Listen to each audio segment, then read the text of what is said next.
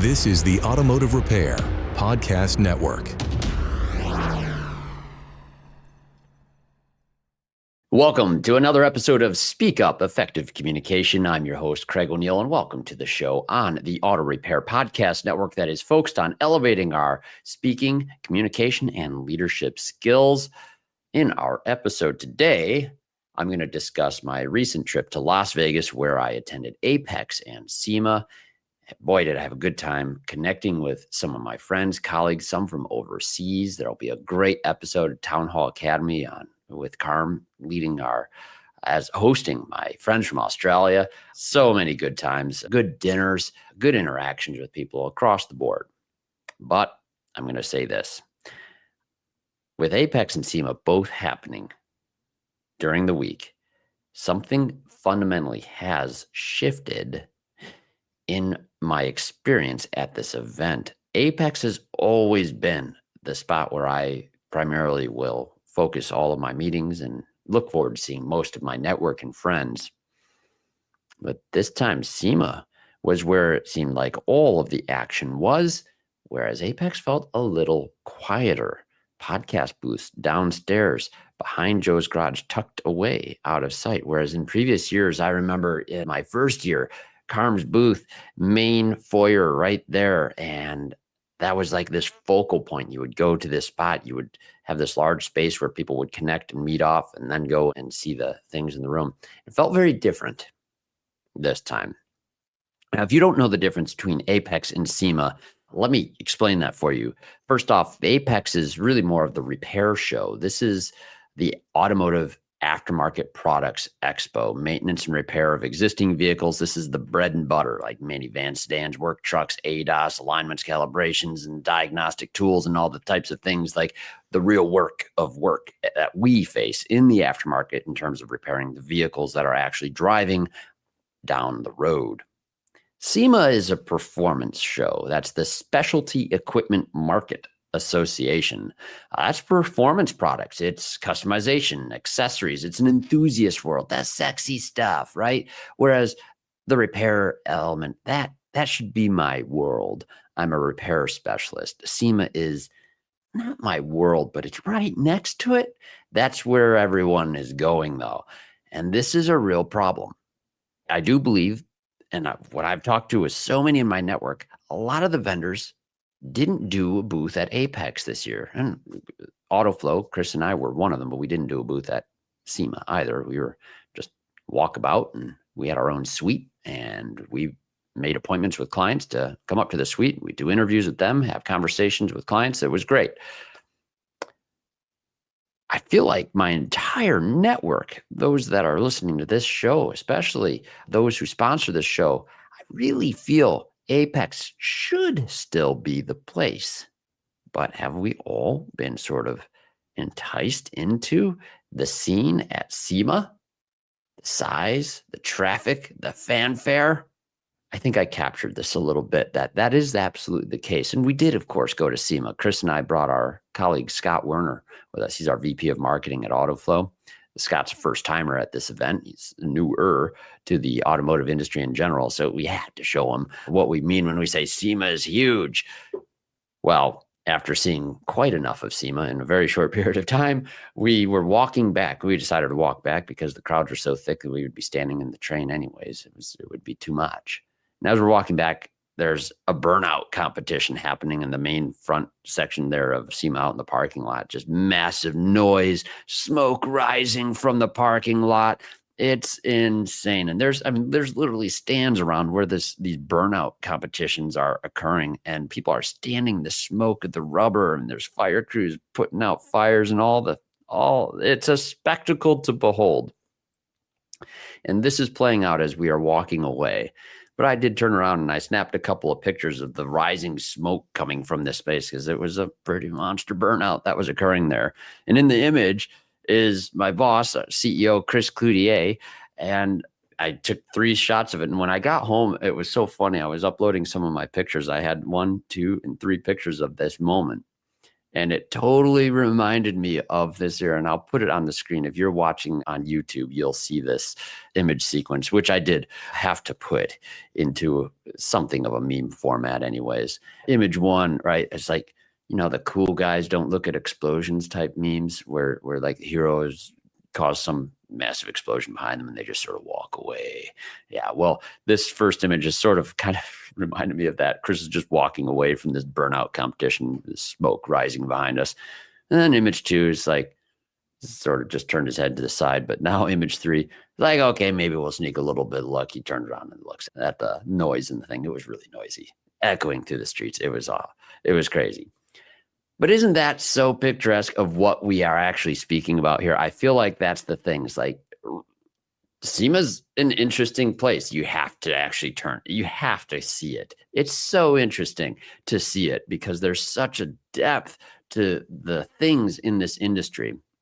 But what does it mean when everybody from AAPEX is starting to put their booths over there? And that's now a place that if we want to see those individuals, we have to go to that spot. And so this will be the topic of our conversation today. And I do have a word of the day today as well, as we do in each episode. And the word for today is abnegation. And we'll define that word for you after we hear a brief word from our sponsors who make this show possible. Looking to take your shop to the next level of quality service, team culture, and overall profitability? At the Institute, we provide personalized coaching that aligns with your goals of financial stability, excellent customer service, and employee satisfaction. Our priority is helping you establish significant and sustainable progress. We work with you to create strategies that reduce the stress of running your business, improve your quality and performance, and optimize your profitability. Experience the benefits of professional coaching by visiting wearetheinstitute.com/business-assessment. Hey friends, as you know, I'm a proud member of the AutoFlow team, and let me tell you, we've changed how business is done for auto shops everywhere. We support your client experience before, during, and after the work is done. Imagine this. Timely updates sent directly to your clients, branded digital vehicle inspections, and seamless communication from start to finish. That's why shops love AutoFlow. And hey, with those 5-star reviews rolling in, you'll wonder how you ever managed without us. Take an important next step and take your auto shop to the next level. Visit www.autoflow.com. Get on board with an AutoFlow trial. Want to see your auto repair shop thrive? Are you looking to drive more customers to your auto repair shop? Let ShopDog Marketing be your guide. Our customer-first approach, combined with AI-driven creative content, ensures top rankings. Dominate mobile first and voice search with our specialized expertise. Reach out to ShopDog Marketing today and start growing your business. Don't miss out on this chance to boost your business. Visit shopdogmarketing.com. Inbound has exclusively served independent auto repair shops with expert communication solutions for years. Our robust VoIP platform ensures you stay connected while our industry-leading AI analytics take your business to the next level. We provide the tools you need to understand your customers and optimize every interaction. Choose Inbound for proven expertise and unmatched innovation. Visit callinbound.com and discover the difference we can make. Credit card surcharging sounds effective, but is the single most damaging action to your shop in the last decade. If you're surcharging, you're tarnishing your reputation and losing customers as we speak. Express is the only 0% fee option to surcharging that your customers already know how to use. No tricks, no hidden fees, just a smarter way for auto shops to keep what's yours and do right by your customers. Book a free consultation with Express today by visiting myexpress.io and see how the most successful shops in the country are flipping the script on credit card processors.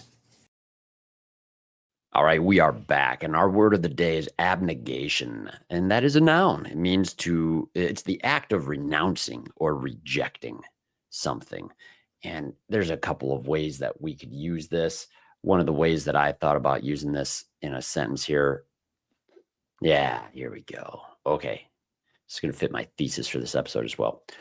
True progress requires abnegation. Vendors practicing deliberate renunciation and fanfare to collaborate in building the focused, purposeful trade show environment that serious professionals need. And after we've conducted our business, had our meaningful meetings, built our partnerships, then we can pop out to SEMA and behold the spectacles. Or not. I have had years where I do not visit the SEMA portion of the show. It's not super necessary for me, but I'm not really one of those enthusiasts in this category. So let's talk about this. Why are some of the vendors saying, hey, SEMA's where it's at? And this has been happening across a series of several years. I've skipped a couple of events where I haven't been in Vegas for this event for reasons like family events and weddings, and a family vacation over to Sedona instead of going to AAPEX SEMA. That was really great too. But the vendor feedback is really simple. I'll put it into two specific points here. SEMA, high booth traffic, but low quality conversations. AAPEX, lower foot traffic, higher quality conversations.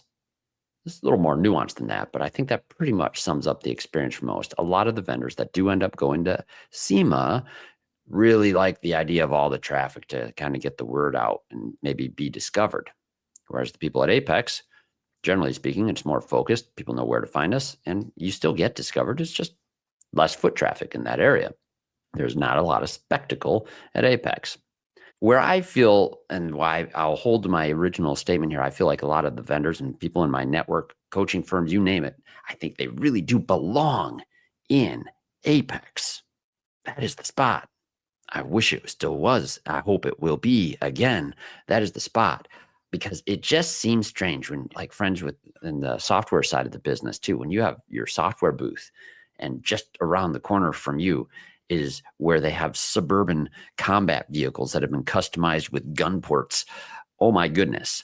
There's just a big difference in what we're actually focusing on here. And when I looked around at all the booths in there, I see race car simulators were like the thing this year over at SEMA. Every single booth had like this race car simulator. It didn't matter where you were, outside, inside, hall A, hall B, C, east, west, south, north, doesn't matter.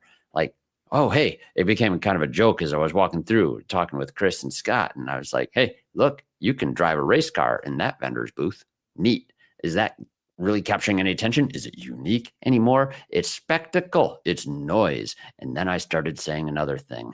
I started feeling like, I think Scott was tired of hearing me say this. Man, this is just like social media.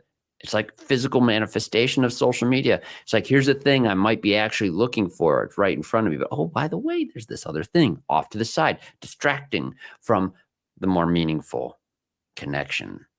And that's where my heart breaks a little bit when I see the spectacle that is SEMA and the gravity that it has towards pulling people who are hopefully there to conduct meaningful business and make meaningful connections.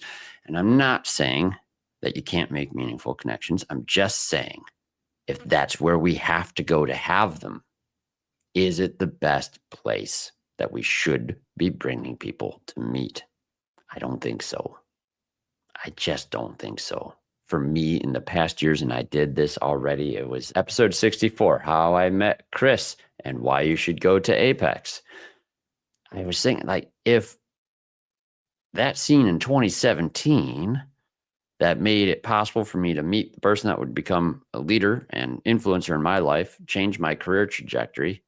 If I hadn't met at the more focused events at AAPEX of that year, what if it was fast forward 2025 and the first time I ever went was AAPEX today?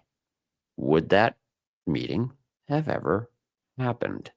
These are hard things to answer, but my sense is it's less likely now than it was then for those sort of meaningful interactions to occur. Why? AAPEX in the past felt far more concentrated for the type of network connections in my specific field, the aftermarket auto repair sector. It was more concentrated. I mean, I was bumping shoulders with just about everybody I would hope to meet that I had seen interviewed in Carm's podcast in those early days, especially where it was so instrumental to know who's who. And it was the only podcast around, and it wasn't so noisy out there. My goodness, it has changed. And I realize evolutions are going to occur too, but I wonder if there's some way that we can recapture that magic that was AAPEX in the past and get that back again. So I'll say this again, it is a little bit like social media to me. I have left Facebook, as my listeners, our loyal listeners here will be familiar, and that makes it very difficult to market anything that I want to do. I don't have that audience now that I once did. I've left that space on purpose.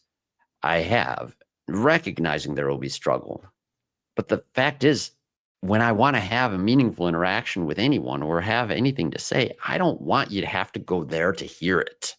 And so leaving that environment towards a more focused environment, like for me, it's this podcast or webinars I do with AutoFlow, or maybe occasional LinkedIn posts.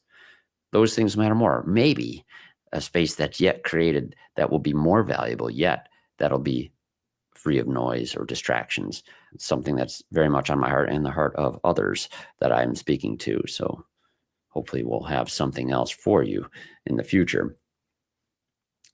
But I look at it this way, like vendors over at SEMA, racing simulators in the booth. Are we talking about software or are we playing video games? Is it just the simple marketing ploy to try to, hey, come here, play the game, get the best lap, win a prize, and hey, maybe we'll talk about software too? Is that the game today? Is that what it takes in order to frame a meaningful connection? I hope not. I really hope not. So this phrase, like, this is like social media, I think this is a repeated observation that bears some thought as we consider what trade expos should look like in the future. Vendor booths and everything else, I have different uses for those. AutoFlow for us, we use booths in some shows and not in others. Very strategic. They're very expensive for those of you that have never been a vendor. Different shows, they can be extremely costly.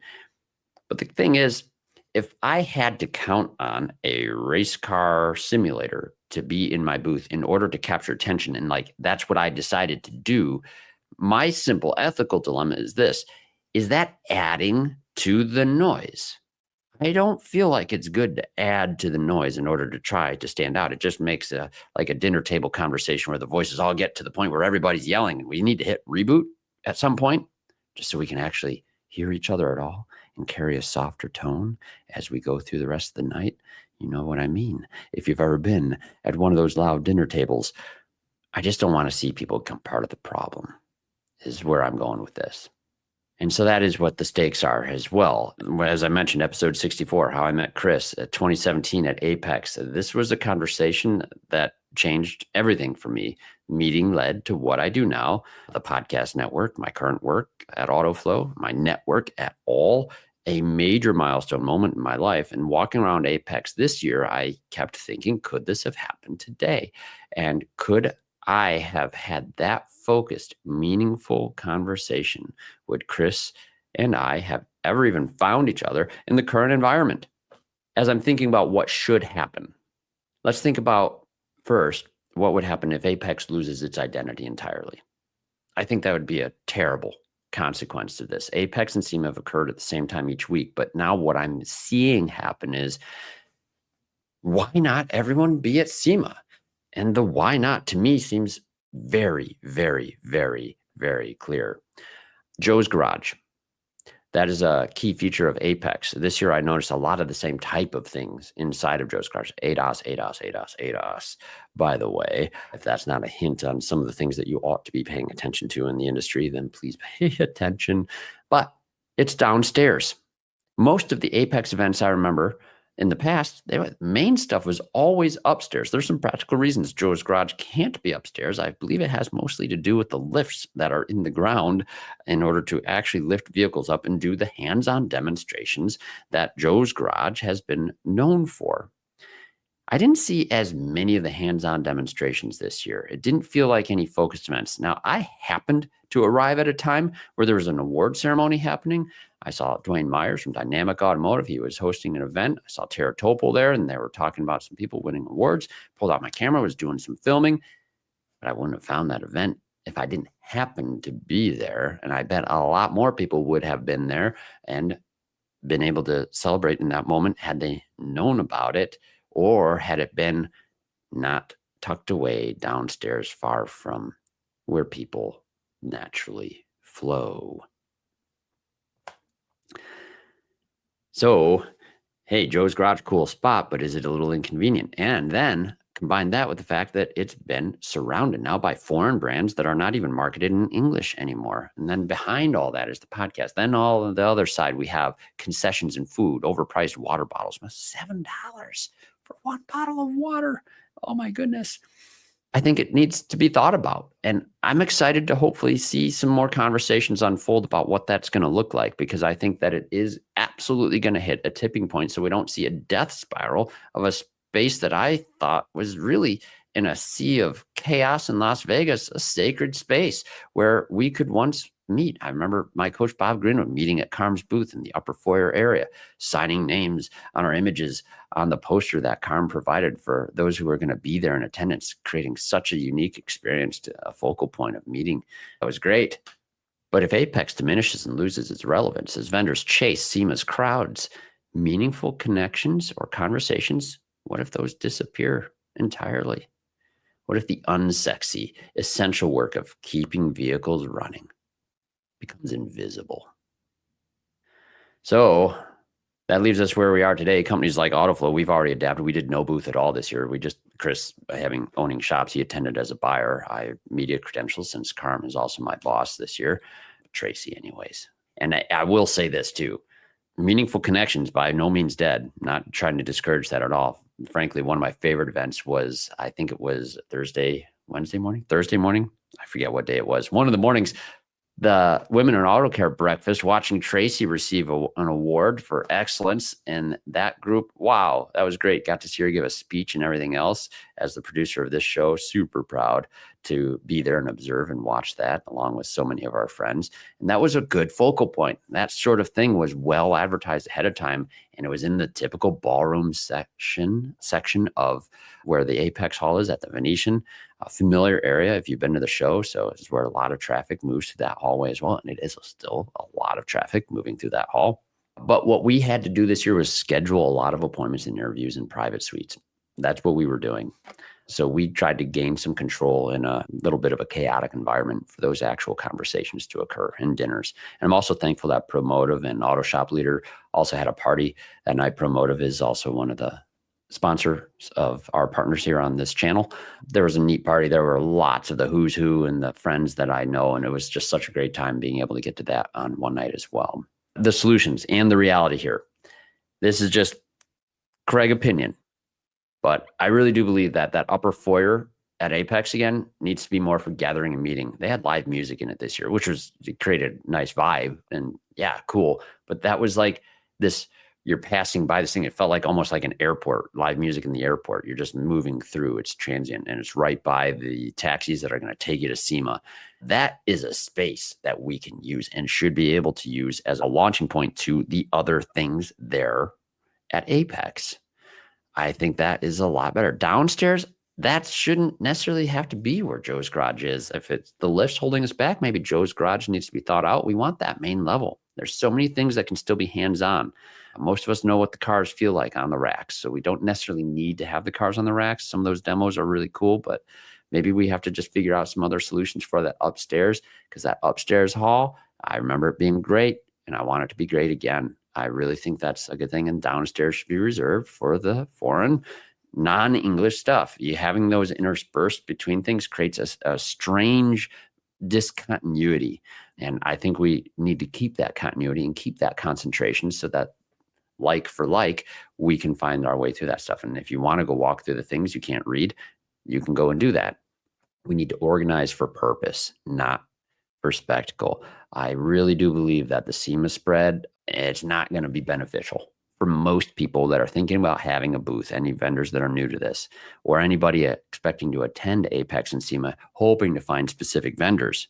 There are vendors I was hoping to find at SEMA and I could not find. So keep that in mind. Now, if nothing changes, I do believe if it doesn't just turn into more booths at SEMA, more vendors will simply opt out, more private suites, more scheduling, or maybe different events in different cities. I do not want to see that. I think AAPEX needs to stay relevant. And SEMA, it's so oversaturated. I think that'll eventually lose value too. But hey, it's a spectacle to behold. So go there when you want to have fun. As far as for you, next year, I hope you do get a chance to go. This is an event that I feel all of the players in the industry are there in some capacity. I hope it's a little more focused next year. If you do get to go, pay attention to that as you get through. But overall, I will say this, getting the opportunity to do some podcasting with my friends from overseas, getting to meet several of our good clients, priceless meetings. The fact that the industry does try to meet as many of us as possible in 1 week, pretty cool. Doesn't need to be in Las Vegas someday. I hope not, personally. But for the foreseeable future, that's where it'll be. And I just hope we can start to have more meaningful connections again at AAPEX with our network where they belong. Thanks for listening. And hey, if you had an experience at AAPEX or something similar, or you think I'm just out in left field on this, give me your thoughts. I'd be curious to know if you had a hard time meeting some others, or if you have some things related to this or suggestions that would make AAPEX great again for next year. Not that it wasn't great this year. It was still really great.